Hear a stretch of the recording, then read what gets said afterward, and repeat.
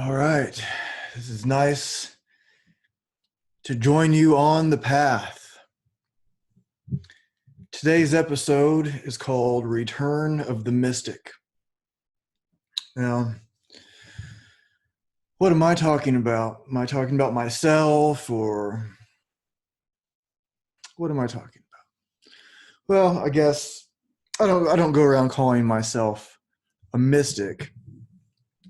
But if you look up the definition, I guess I fit the term, but I fit the definition. And what I'm seeing today is March 29th. It's 9:11 p.m. Sunday. And most of the country, world is on lockdown because of the coronavirus. And there's a lot of people freaking out. There's people dying. There's people recovering. There's people that say it's not even as bad as the regular flu that wipes out however many thousands of people. Well, maybe. So what do we need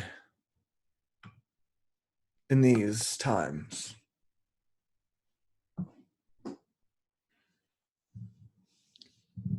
Are you asking the government to do more? You're asking for someone that has a lot of money to do more. The rich guy, you need to do more. This is the Republicans' fault, This is the Democrats' fault, This is the rich people's fault. They spend their money on this other stuff when they could be spending it on whatever it is that we wish they would spend it on, right?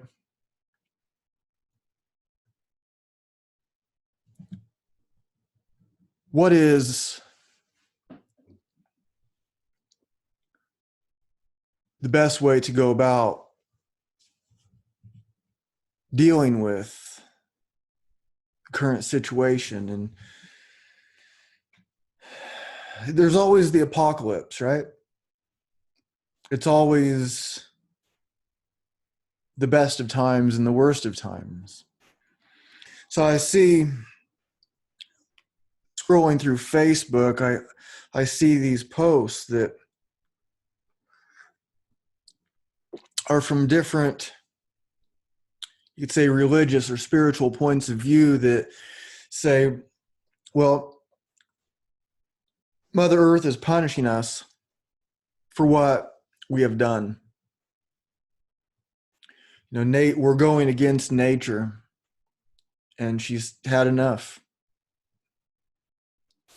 Well, and then you scroll down a little bit, and it's instead of the earth, it's God that's had enough because we're not, praying to Jesus enough or something. So there's all these different perspectives, in a way, saying the same thing, right? So whether somebody's talking about Mother Earth, God, nature, whatever, we're being punished for not living in accordance with the law of the greater good or whatever. So think of all the pollution, the evils of our burning oil. Was life better before that? Was life better before pollution? I'd say no. That's why it's so popular. Okay. Now, of course, people don't have the intent to pollute. People have the intent to make life better. It could start with themselves. And providing products to other people. A car. Was life better without cars? Yeah, you could say, oh, we started out with electric cars. We started out with steam-powered cars and this. Okay. And it was the evil oil companies that thwarted development of, thwarted? Is that the word? That stopped the development of such things. And Okay, fair enough. That could be true. Is that why you don't drive your car? Oh, you do drive your car. Okay. So why haven't you done something about it? Why hasn't your favorite political guy, woman, done anything about it? Where is their car company that just makes stuff out of what you want them to make it out of and run it off of what you want them to make it out of? Where is your political oil savior, oil savior, right? And we have like guys like Elon Musk who is doing something about that. What happens to those batteries? They just turn into tofu fertilizer. What happens to those?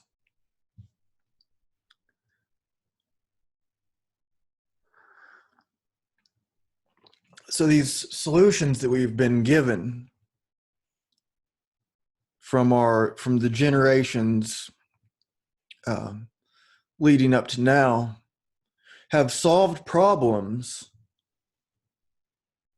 that current people are not even aware of because we haven't had to deal with them for a large part, right?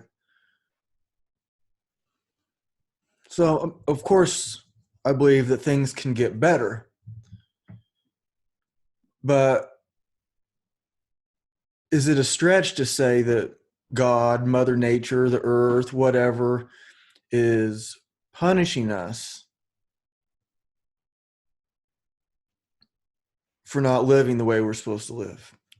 I would say no. I don't think that makes sense. If you look back to uh,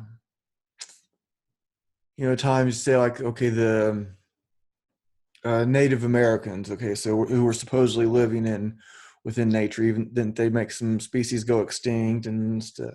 I don't know. They didn't have the technology to pollute, so it's easy to kind of uh, look at some in some cultures in a way that's it's convenient, but it's not the whole truth. So uh, there were warring tribes all over this place, and there was no shortage of cruelty.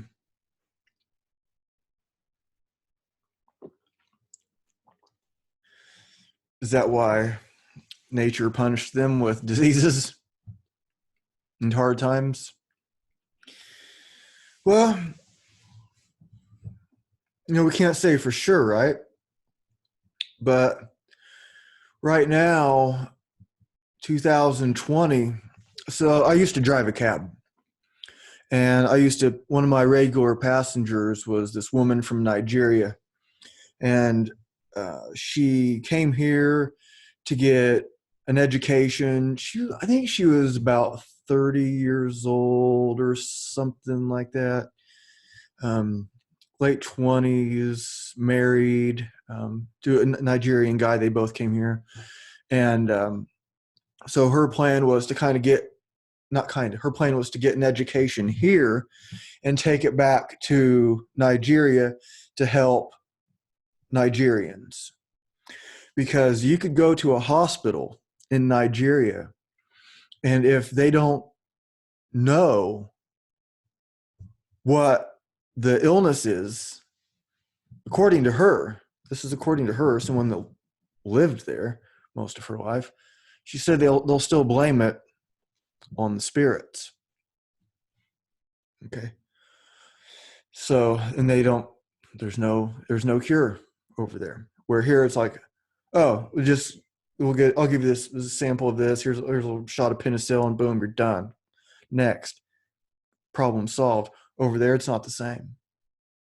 It's not that they have zero technology, it's that they don't have what we have in the US.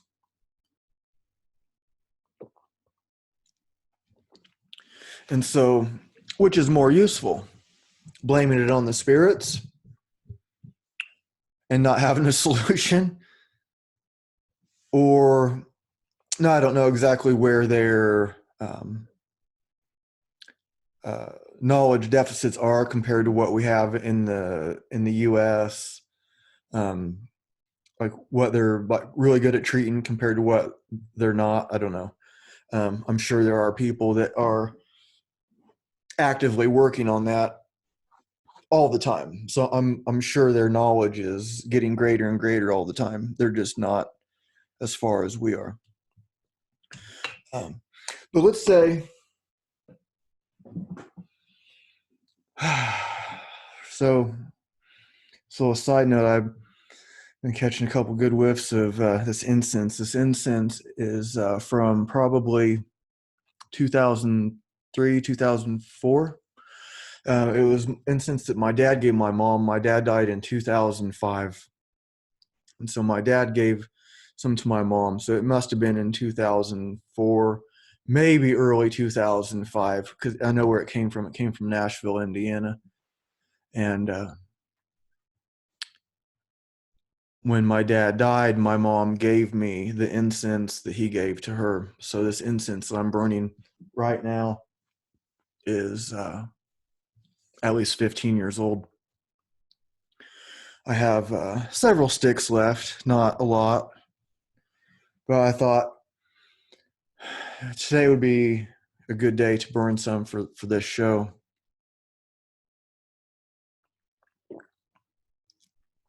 So maybe now is a good time to think about whatever that is that reminded you of.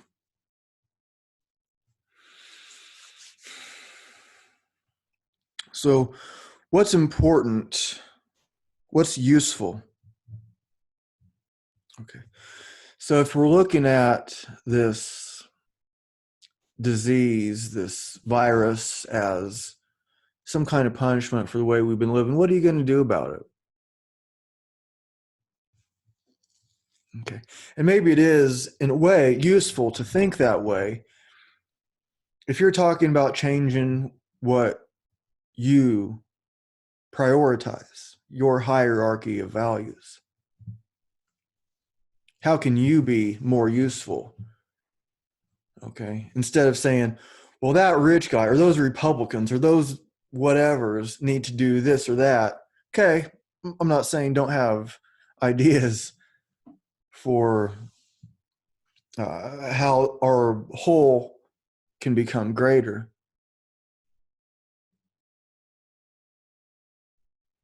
But what are you going to do?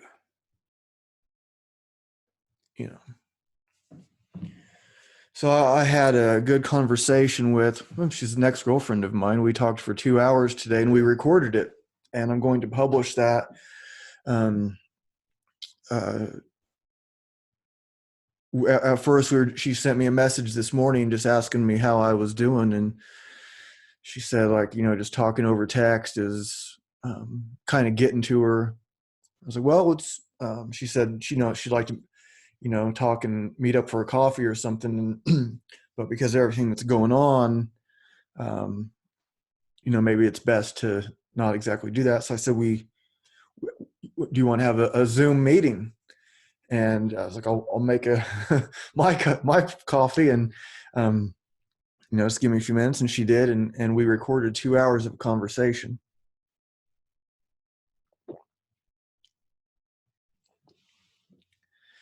And we were talking about how, we've talked about it before. She does well. She works for, I don't want to say who, but let's say medical diagnostic field. And she does well. She's, it's, I guess, relevant to say she makes more money than me by a good amount. I do pretty well, but she's, has me lapped a couple times, you could say. But so even when we were together, which it's been a while, she was like talking about the construct of money and how it kind of bothered her, how it was all set up, you know, and she's coming at it from somebody who has plenty. Um, but she, I guess, is looking at people that don't and just seeing how it all works. But I don't want to get too much into that. You can just listen to that episode. But it was also we also talking about like what it means to be uh, a man, and I forget what brought that up, or what it means to be a woman, or what it means to be successful or useful, and so, and she talks about how, if we didn't have, this construct, a different construct of money, and and I readily admit there's a lot of areas she's a whole lot smarter than me. Um, so when she's talking about this stuff, I don't just say, I try to like listen to like learn and understand better, not to just try to beat her with my own thoughts that I already thunk. Um, and so, um, she was talking about how, being like on a more spiritual path. And I'm like, well, what I'm doing now is I've been on, you could say, a spiritual path since I was a little kid. I mean, I was deep into like yogic philosophy as a early teenager. I got my first 2 yoga books when I was 15 years old, 1994, at a Grateful Dead concert, and it was all like Krishna consciousness stuff. It wasn't up dog, down dog, uh, stuff like that. It was the philosophy, the spiritual part of it. And even before then, my friends and I were meditating and we were taking psychedelics, but in a way to, as a spiritual journey, or at least that's what we were telling ourselves. That was the intent. Um, and even like when I was very little kid, I was, you could say, on a spiritual path. And I remember, and I've only mentioned it like once, and I think I only told one person in person. But I think I mentioned it on the show once before, maybe a couple times. But when I was probably about 7, when I would go to sleep, I would like pray, and I would like tell God that he could use my energy while I'm asleep to help other people. I have no idea where I got that idea. I don't know that I got it from anywhere except somewhere in my own head or heart or whatever this thing is that I'm walking around in, or using to pilot this thing I walk around in. I got it from my own consciousness as far as I know. And so I would go to sleep that way. And I always had my trouble sleeping at night. So maybe that was part of it. Maybe God's taking all my sleeping energy or something, I don't know, or not enough or whatever. But I guess, and there were times when, I was asking at a very early age, like younger than 10 years old, to be revealed the truth. And the stuff was coming at me pretty hard, you could say. And then I prayed to, close that valve off, God. And fuck, I mean, that's enough. Okay, let it trickle in, but it got to be too much. There's I heard a quote, I think it was by Carl Jung, that was like, you can measure a man by how much truth he could take, or something like that.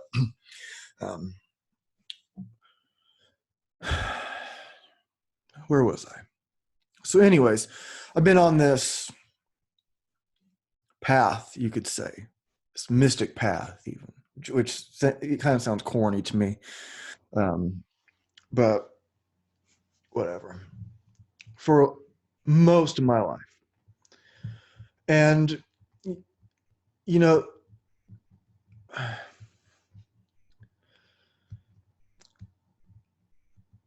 what good is it?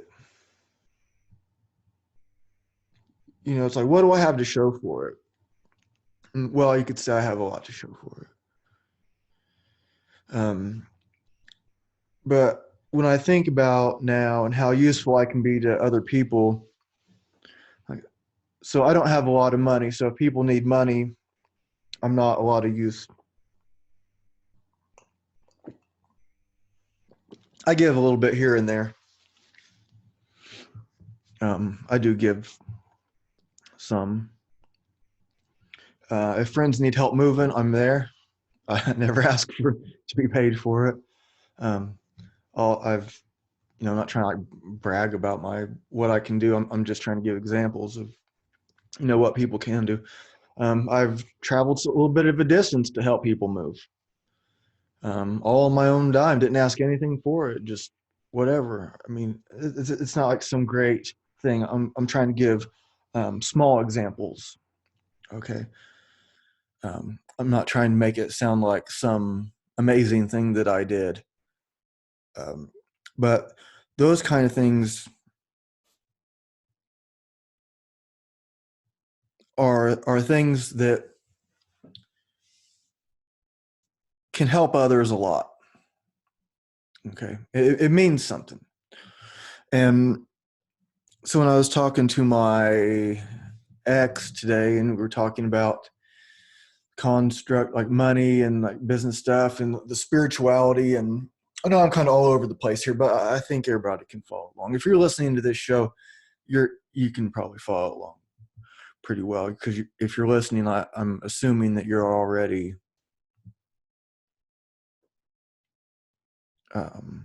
awake and open. So what I'm looking at now, even though I always have some kind of spiritual books being read, I'm looking at like business as a spiritual path and a way to kind of like measure my progress. Okay. So it's always been something that has been difficult for me, and I don't even like admitting it, but for some reason,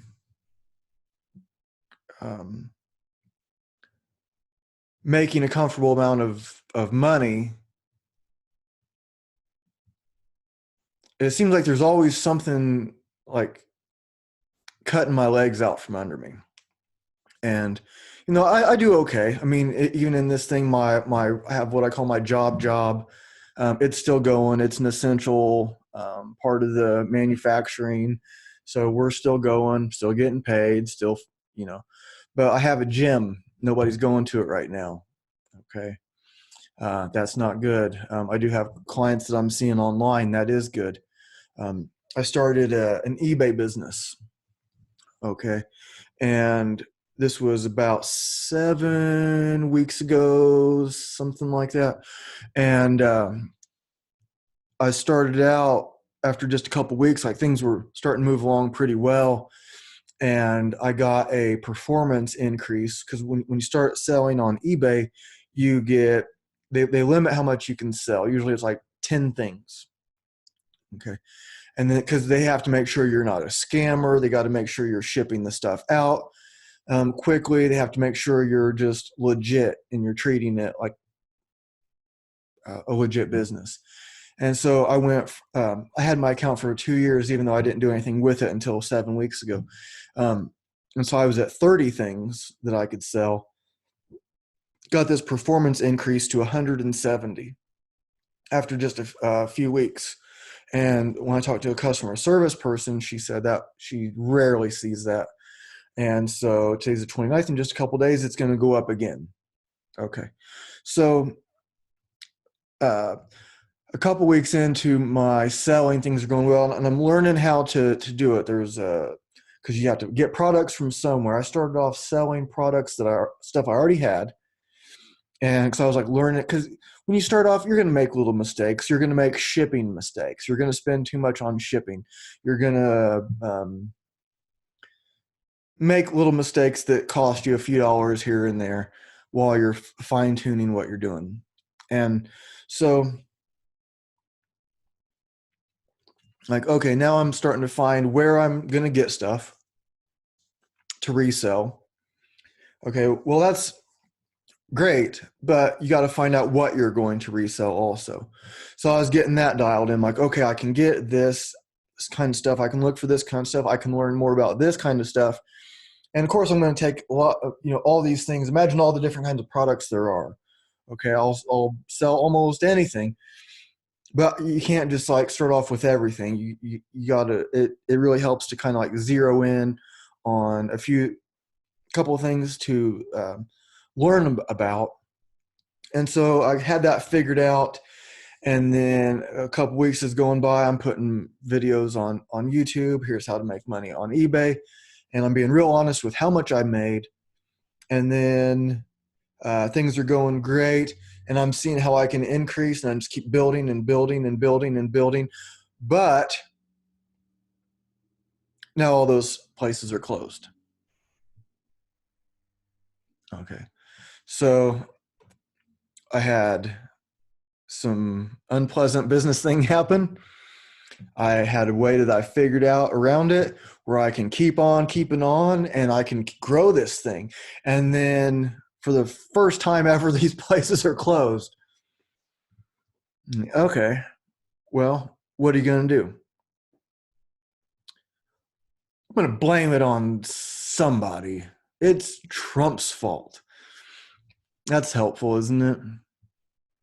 No. I'm not blaming it on Trump, the Democrats, Republicans, or whoever else.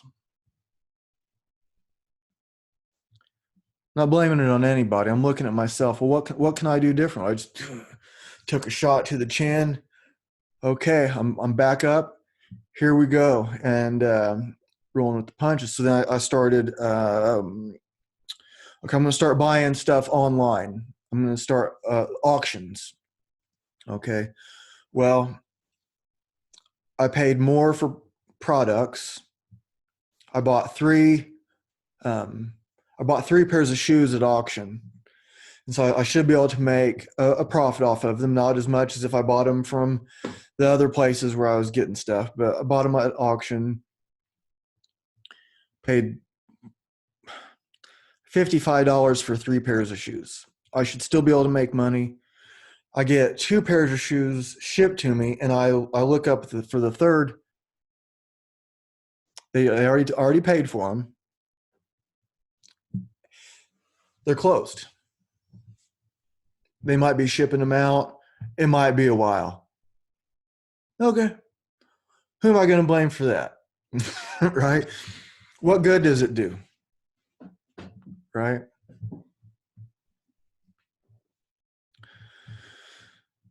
So what's a man? What's a man to do? Well, you want to be a man with a plan. And I learned a lot from Jordan Peterson. I listen to him regularly. And I was listening to in his 12 rules for life, and he was talking about how there's like the structure in our brain that even if the plan is not very good, or it will still make other people feel better knowing that you have one. Okay, we can kind of see how that's true, right? That's not crazy, is it? At least he has a plan. Okay, at least he has something. Okay, so I have a partner at my gym. I have 2 partners, actually. Not to get too personal, but I know some people are in financial difficulties with their gym. So I'll say that one of my partners isn't really, he was contributing to the rent, and now he's not. He will be again there's just some other stuff happening first. He's still a partner. There's no problem. There was no problem at all. It's just at the moment he's not actually contributing money. My other partner is. Okay. I'm the only one on the lease. The lease is up in a week. Nobody's coming to the gym. It's up to me whether that lease gets signed or not. Do you sign another lease with 0 people coming and a complete unknown of how long these troubles are going to last? I'll tell you, after these troubles, there's more. There's more coming. And there may be more coming before these troubles are over. That's the way life has always been. You're not guaranteed a cozy spot here on Spaceship Earth.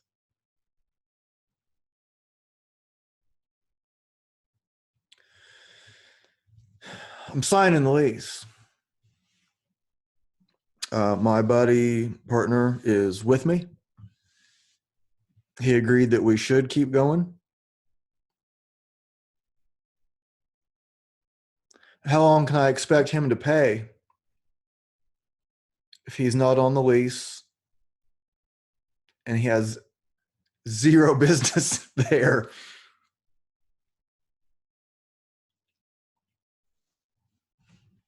Well, the man with the plan, that's me. Okay. So my plan is I'm giving him all the benefit that he deserves. I'm giving my other partner all the benefit of trust that he deserves, which both of them is a lot. I trust them both completely, and I guess they trust me too, right? So if there does come to a time when it makes no sense for them to have any business there, which doesn't seem too likely, but who knows, then I can turn that spot into my resale warehouse. It's in an office building. Don't pay a lot for rent. The electricity's included. The Wi-Fi's included. It's more than I want to pay by myself. But the reason I picked that place is because I can do it by myself, and I can have a lot of things go wrong and still do it by myself. So my plan is to have a place that people can do their thing. This situation, parts of it are out of my control, but what is in my control, what is in my power, is whether I sign my name on that lease again or not. And I'm going to, right? So I also have, and this isn't just talk about what I'm doing. This is about, it's like there's a book. I asked to make a long story short. There was this guy. He was the regional manager of this place I used to work, and he just seemed like he had a lot of money, and he was really cool. He'd come by, he'd talk to us, he'd shake our hands. Our hands would be filthy, dirty. He'd shake our hands and treat everybody, and he'd tell us he appreciated us. And I'm sure he meant it. He did mean it. And a real cool guy. His name was Bob, and he was about to be retiring, and he knew that I had just opened a gym. This was a year ago. And I was talking to him about that, and I asked him what business book he would recommend. And he said, start with Why. That's the name of the book. I'm like, okay. So I got the book, read the book. And so my why has been pretty obvious, although it's been more solidified over time. But what I want to do is show people their strength. Okay, so yes, I want people to actually be able to lift more weight, be stronger, so they can be more useful in case somebody asks them to help them move, or if they whatever. To show people their strength, but not just their physical strength, but their inner strength also. Okay, so um,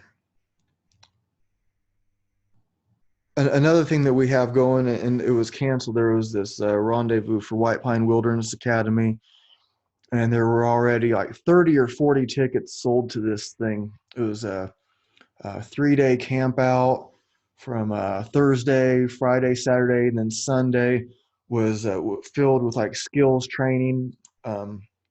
And it was unveiling the southeast part of the Eight Shields model, which is what me, my friend Joey, Richie are the instructors of, and then Matt, the owner, is also masterminding the whole thing along with.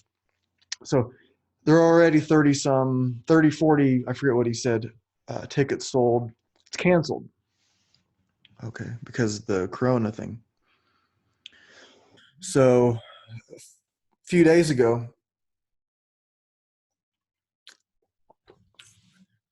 he sent a message to the Southeast instructors. And the Southeast, it's like we're teaching martial arts, strength training, like tree climbing, like all kinds of like natural lifting, like lifting stones and logs and carrying people distances and doing stuff like that. And of the Matt is a year older than me, um, and I'm 10 years older than Joey, 15 years older than Richie. But Matt sends us a message, and I was like reading some uncertainty in it, and it basically asking us if we're still wanting to go along with developing these classes. And of course, he doesn't know when they would be able to be picked back up. But I was reading some uncertainty in the tone of his message to us. And I responded first. I always try to respond first. And I said, yes. I was like, we've already put a lot of effort into this. Um, you know, we may have to adjust the plan as time goes along, but yeah, let's stick with it. Let's keep going. We've already, made a lot of plans for this. And then the other guys answered that they were in too. Now imagine if, and Matt said that, yeah, Matt White Pine wanted to go along, keep going with the plan also. Who knows what it'll be and when. We know what it'll be, but the exact details are still unknown. That's okay. But we have the plan. The plan is to keep going. It's not a solid plan. Here's every detail spelled out. But imagine if I said, no, these are tough times. It's just forget about it.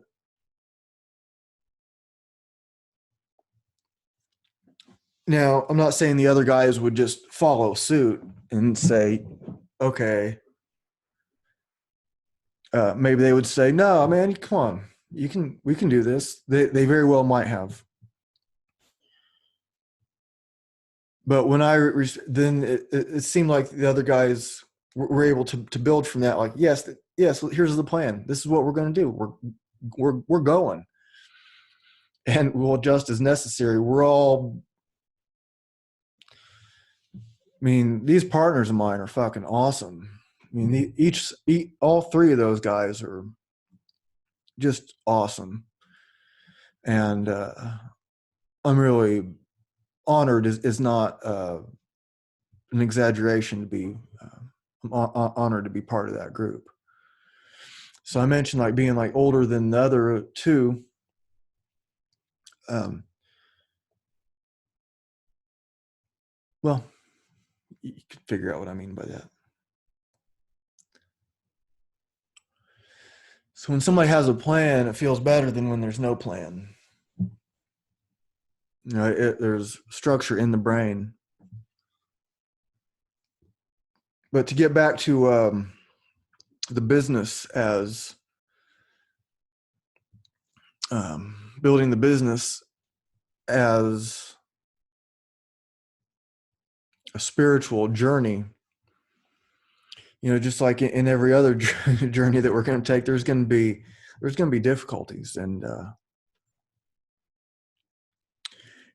sometimes it's just unreal. Like for the first time ever, I just got going on this thing, a couple weeks before, and now the places are closed. So I see this like, okay, cool. Now I have it figured out. Not that everything's going to be easy. I have to drive around all over town to go to these places. I have to buy them. I'm investing, and who knows when the stuff will sell, but it will probably eventually. It's not like everything is super easy and moves fast, but it can, the plan was set and then it got cut out from under me. Okay. Well, I still have it really good compared to many people, and I'm very aware of that. That's how I'm adjusting. And what can I pass on? And what, besides, some of these viruses being so contagious, so is our attitudes. Our attitudes are contagious. So if I can pass something on, it's an attitude of strength and willpower and determination that's unstoppable.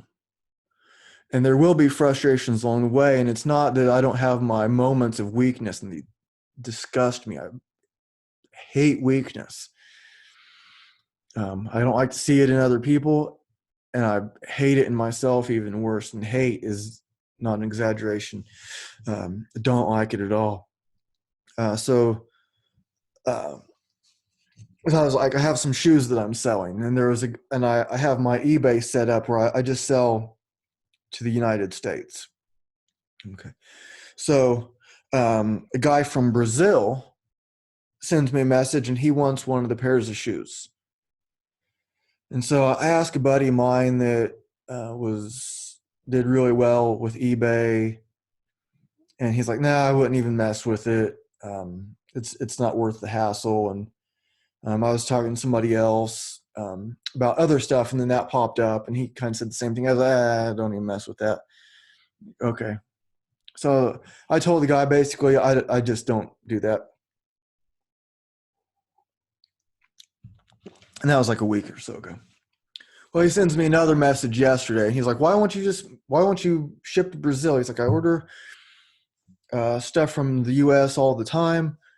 And I did check him out, and he had 100% satisfaction rating, and it looked legit. He looked like everything looked legit.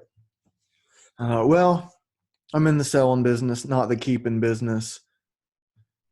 I'm going to go ahead and accept it. So I changed the setting on that pair of shoes that I would ship internationally. And then he paid for the shipping. The shoes were $31. Shipping was $40. So he paid more for the shipping than he did the shoes. But he said they're so expensive in Brazil that it was worth it for him. He said because of the taxes and everything they have, they just cost too much there. I'm like, okay, fine. So I go to print out the label. So he pays. eBay puts a hold on the money. They took it from him, but they're not giving it to me yet until he gets the shoes. And they did this one time before. I've sold a lot of things, and I get the money right away. But I sold like golf clubs, and for some reason they withheld the money from me. I sold a pair of shoes that were the same price as the golf clubs, and they did not hold the money. I got the money right away. And then I got these pair of shoes sent out, and they held the money. So I print out the ticket and it cost me $40. Okay. So before I actually received the money, he already paid, they're holding it. I had to pay $40 to print out the shipping. And I have this small printer. You can see this printer. And I have a printer that my clients gave me. It was generous. It wouldn't work for them. They thought it was just because of the Bluetooth. So I tried to print out the label, but it had like the customs thing, and it printed out basically what should have been a big label on my small roll that I use for other stuff that doesn't have all this customs information on it. So you couldn't even read it. Great. So I tried to hook up the other printer, and I couldn't get it to work. It might be because I don't know how to work the thing. It might be because there is a problem. It could be because I'm just missing something. I've never had a printer like that before. So I couldn't print it out. So now I'm frustrated because all I want to do is print out this freaking label. It already took my money. My money got taken off. The money I was supposed to receive is being held. The $40 I had to like pay up front was already paid for. It prints off a label that's not even legible. And I spend all this time trying to like hooking up this other printer, and I can't figure it out. I'm like, I'm just going to cancel this order, forget it. And then I was like, well, if I cancel it, why even get the refund for the postage? And then I'm like getting frustrated about it. And then, so I send a message to my buddies, like, can I send you a copy of this thing and you can print it out? I'll pick it up tomorrow. I was like, I can't. He's like, yeah, no problem. So I was like, I'm typing this thing out to him. I start out frustrated, and as I'm typing it out, I kind of just start laughing because it's like, this is your problem? This is what you're so frustrated about? That's weak. That's pathetic. Right? Oh, wow, you're having trouble printing a label. Boo-hoo. Google African kid. You know, that's trouble. I mean, how many kids in Africa are doing well? It's not a lot. Okay. And you imagine, you know, a guy who has it as good as I do, starting to get frustrated about not being able to print a label out. Or to have to pony up $40 to ship these shoes out. So it's like worst case scenario, I lose $40 in a pair of shoes. Okay. That's not acceptable. But as I'm like typing this out to my friend, asking him if so I send him an email. He'll print it out. It's not convenient. He doesn't live that far from me. He lives by a post office. It's not that big of a deal. I'll go there, put the thing on. We'll be right on down the road. Whatever. So anyways, what we look for, what's it mean to be a man? What's it mean to be the mystic, the whatever, is to be able to like see the you know, greater truth and the greater way in these problems. Okay. It's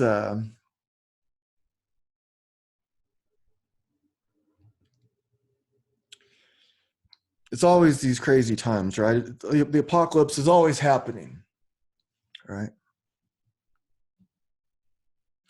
So I guess what I do hope for people is they can find their strength and not look for others to save them. And like one of the things that I won't spoil it if you want to listen to the show that I did with Erica. It'll be published. I'll probably publish it tomorrow. Today's Sunday. I'll publish it tomorrow probably. I may put it up today. I don't know. Tonight. Whatever. But it's just interesting how we think about it. Like, so she was like, so I'm like talking about the spiritual path of business. Anyways, to get back to where I was. And so she's like, and she's like surprised. So I told her that, you know, I paid $5 for a pair of shoes. and I was able to sell them for 145. Okay. Not all the deals are working out in that manner for me. But this did. And so she was like, kind of like surprised by that. Like, why, she's like sorting that scenario out. Like me as this, I guess, this spiritual guy, and a very, cause she knows that I'm not going to buy a pair of shoes for $145. So like like she was just kind of like sorting it out in her mind, what I'm doing. And I'm talking about the business being a spiritual path to help me be more useful and help me to build something, because I can build this eBay business and pass it on. My daughter just had a daughter. That means I have a granddaughter. And as these times of uncertainty come along, and I'm not going to be here forever, there will be some point in the future, I hope it's a long, long time from now, where I check out and die. It could be tomorrow. It could be in 50 years. Who knows? But I want to be able to have something to pass on where she can just like, okay, I can like show her how to do this business, and I can pass on something that's worth a lot of money. There's already inventory. There's already this thing in place. And so Erica's asking me, so she's like, so the measure of a man is, you're saying, is having more money. And then like that, partly that. And then what I would add, which I don't think that I did with her, it was, yeah, and also being able to fight. So be able to make money and be able to fight. Okay, does that sound too simple? What if a man can't fight very well, if it's like, frail for whatever reason, or disabled in such ways, or whatever, that he's not making very much money.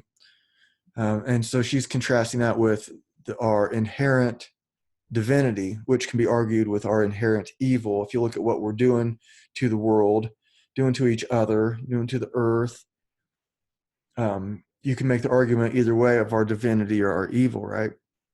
But so this inherent spiritual nature that she's talking about. Okay, yeah. So just because a man is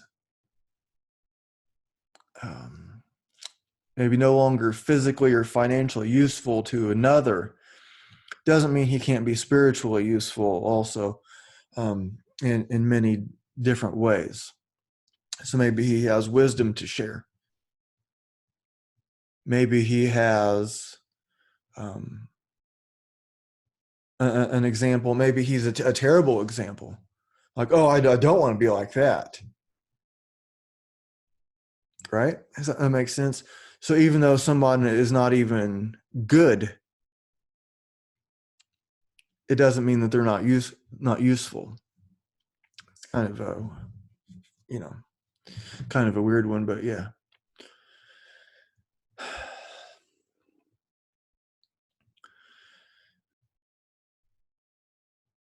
So I'm going to start to wrap it up here. I hope this was coherent enough, and the oversimplification of a man being able to make money, to be useful, and be able to fight, and not have the fear, and just to keep going and not be dependent on others, and not encourage others to be dependent. It drives me bonkers when I see these posts from fully physically capable men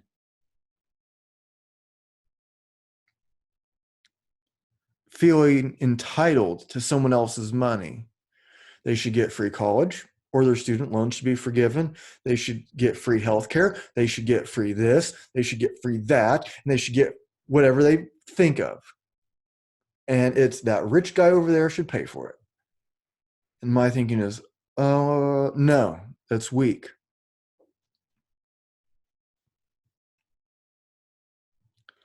So what I hope for you is you to find your strength, and it's never ending journey. Okay. If someone's coming to you and says, I've reached enlightenment, listen to what I have to say. No, But if someone's on the journey, and even if they don't say like the enlightenment, or if it sounds lame like the mystic or something like that, people that are trying, people that are going after the greater good, and they have wisdom to share about that path. They've made mistakes they can try to help you avoid. They have successes they can help you achieve in faster time than they did. Okay, that's part of why this show is called Path Notes. Okay. I don't claim to have all the business answers, but I am on the way. When I had some really good things happening on eBay, I made videos about it because I want other people to share. Those videos are still valid. I stopped making them because I had to change my thinking a couple weeks into me seeing, oops, the sales are up, wind's blowing, we're doing good. Oh, fuck. Have to change course. Take the sales down, don't know which way to put them. But I'm still trying. Okay, the store is closed, going online. Auctions online. Okay, doing that. Not sure how that's working out yet. Okay, I told you my difficulties. Two of the pairs of shoes came in. I have them listed. One of the pair of shoes apparently is being held, even though they took my money. Okay. But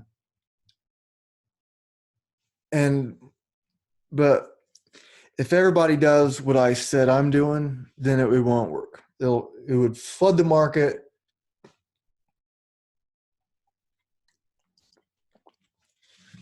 So I thought maybe it's better if I don't tell exactly what I'm doing and just more try to inspire others to think in a way that instead of looking to be saved from someone else or looking to blame someone else, like look at yourself. What can you do to be more useful? What can you do to become more independent and useful to others? How can you help other people? You don't have any money, maybe you can help them move. Maybe you can the mow the lady's lawn across the street. She's old, she broke her leg. Maybe you can mow her lawn. Maybe you can take her trash out. Maybe something. You can do something.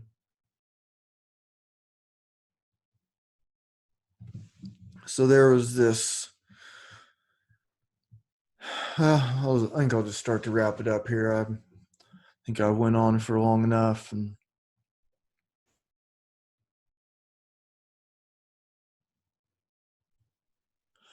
there's this quote from it's from the show King of the Hill cartoon. A lot of you are probably very familiar with it, but there's a Native American on there, John Redcorn. He said, "My people have a saying: when you ask the Great Spirit for strength, he sends you difficulties, which make you strong." See you next time.